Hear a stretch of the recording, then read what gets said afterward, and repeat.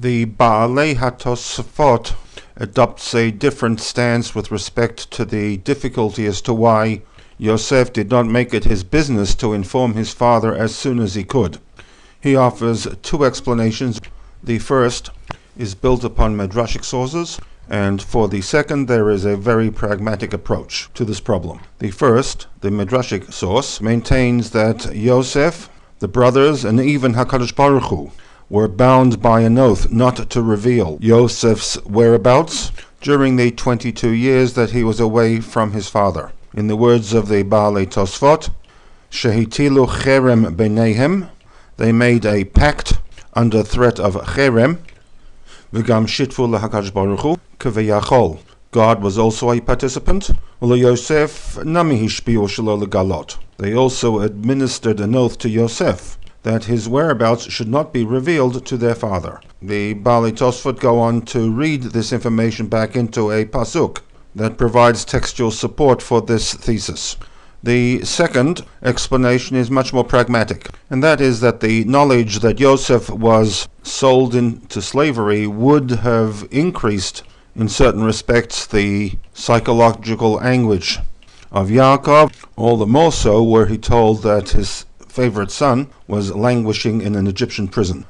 Once he had been released and risen to a position of power, Yosef felt that by sending a messenger to inform his father would not be productive, in that his father would not believe the messenger. In fact, the Chumash records that when Yaakov was first informed of the fact that Yosef was alive by his own sons, we are told that Vayifag libo ki lo ha'amin lahem, he didn't believe them. There was a further concern that if he were to send a message to his father, the brothers, fearing vengeance and retribution from Yosef, would flee Canaan post haste.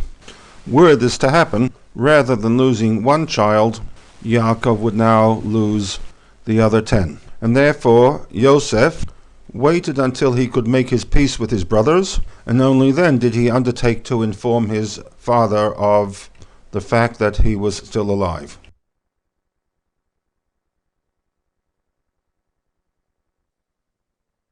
In a SICHAH to Parshat Miketz, the Lubavitcher Rebbe maintains that from a strict Pshuta Shel Mikra reading of the text, we will need to reject both the Ramban and the Baalei Tosefot's justification for Yosef not informing his father as soon as he was able to do so.